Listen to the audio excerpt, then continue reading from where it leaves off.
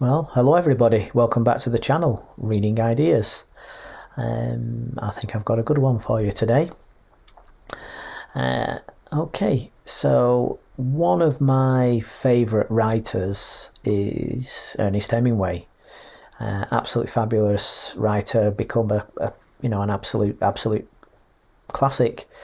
And in his book, A Moveable Feast, about his a book of short stories about his early days in 1920s Paris after the First World War, after his time in the First World War, and it became a bit of a area of where all the famous artists and writers congregated, and he was trying to become a great writer, surrounded by all these great writers. And he discovered a bookshop, I think it's called Shakespeare and Co. The name of the lady who ran it just escapes me at the moment. Down near the Seine, and this was fabulous. She took him under her wing a little bit, mothered him a little bit, and he could go back with a pile of books. And during his visits there, he discovered Russian writers, and he thought they were fabulous and that he was learning a lot from them. And one of his best friends, the writer, I think he's a poet, Ezra Pound, he was speaking to him and said, I've discovered all these Russian writers, you should try them. And Ezra Pound kind of looked at him and went, well, no, don't bother with the Ruskies, I think he called them. Don't bother with the Russians. Just stick with the French writers. There's enough there. You'll learn enough there. And Hemingway was, he loved Ezra, thought he was a fabulous person, one of his best friends, but he was really disappointed that Ezra had said that, because he found these Russian writers great. One of the writers that he mentioned was Turgenev, and the book Sketches from a Hunter's Album. This is the Penguin edition. I don't know if there's better translations, but this one's pretty good. There's slight variations on the title about Hunter's Sketches, Hunter's Album, or something along those lines. He mentions this book, and he says that some of the short stories in it are fabulous, particularly how he describes country. And recently I was on holiday, and we popped into a charity shop, as you do, that had a very large book section, and the books were going cheap at about 50 pence each. And I must have come away with about 30 books, including loads of Russian writers, Chekhov, Dostoevsky, and I've picked up, I think, like 3, maybe 4 Turgenevs, including this one. So I thought I'll give it a go and see what Hemingway's talking about. Now, Hemingway, he was a huntsman. Lots of his stories are to do with being outside, fishing, bullfighting. When there's war stories, lots of it's outside. He loved country. He loved any outdoor activity, and he wanted to be really good at describing country.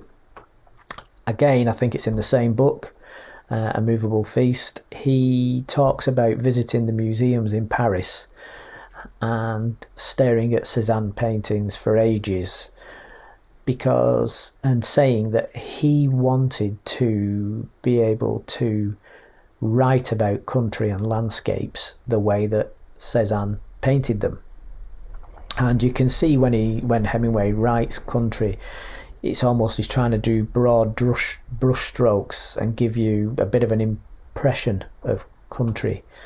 But I personally, again, it's very difficult to criticise one of the absolute masters, but I never really felt he was fantastic at describing country. I thought Hemingway was brilliant at his dialogue, is fabulous. The interplay of characters, how his ideas of paring everything down, telling the truth and all this kind of that kind of motto that he had.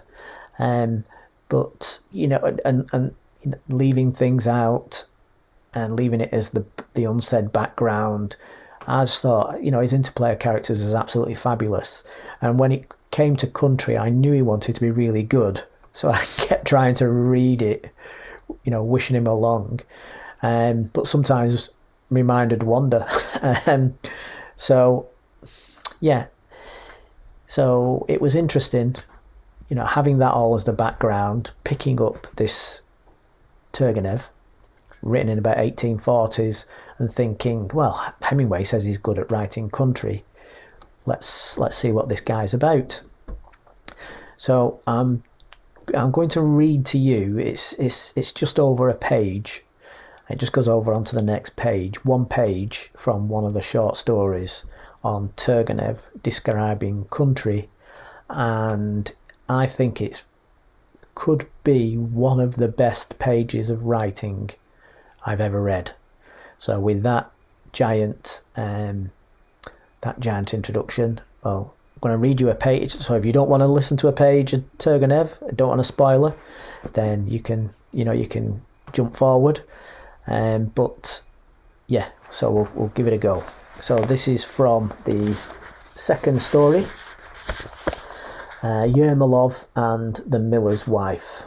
So it's just over the first page of that. In the evening, the hunter Yermolov and I set off for cover. But perhaps not all my readers know what cover means. Pray listen, gentlemen. In the springtime, a quarter of an hour before sundown, you go into a wood with your gun, but without your dog. You seek out a place for yourself somewhere close by a thicket, look around you, inspect the firing mechanism on your gun, and exchange winks with your companion. A quarter of an hour passes. The sun sinks below the horizon, but it is still light in the wood. The air is fresh and translucent. There is the spirited chatter of birds. The young grass glows with a happy emerald brilliance. You wait. The interior of the wood gradually darkens. The crimson rays of an evening sunset slowly slide across the roots and trunks of the trees, rise higher and higher, moving from the lower, still almost bare branches to the motionless tips of the sleep-enfolded trees. Then the very tips grow faint. The pink sky becomes a dark blue. The woodland scent increases, accompanied by slight wafts of a warm dampness. The breeze that has flown into the wood around you begins to die down. The birds fall asleep, not all at once, but by types. First the finches fall silent. A few instants later the robins. After them the yellow buntings. The wood grows darker and darker. The trees fuse into large blackening masses. The first small stars emerge diffidently in the blue sky. The birds are all asleep. Only the redstarts and little woodpeckers continue to make an occasional sleepy whistling. Then they are quiet as well. Once again the ringing voice of the chiff-chaff resounds overhead. Somewhere or other an oriole gives a sad cry, and a nightingale offers the first trills of its song. Your heart is heavy with anticipation. And suddenly, but only hunters will know what I mean, suddenly the deep quiet is broken by a special kind of croaking and hissing. There is a measured beat of rapidly flapping wings, and a woodcock, beautifully inclining its long beak, flies out from behind a dark birch into your line of fire. That is what is meant by standing in cover.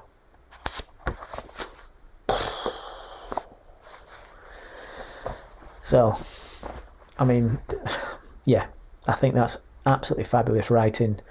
I don't think, you can see why Hemingway kind of looked and thought, I can learn a little bit from this guy.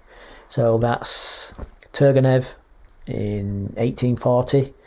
A little bit, describing country, and he talks about the peasant life. There's a whole backstory to that, but I think that could be one of the best pages of writing that there is out there. Be interesting to hear your ideas, but I think that's definitely worth a try. Turgenev.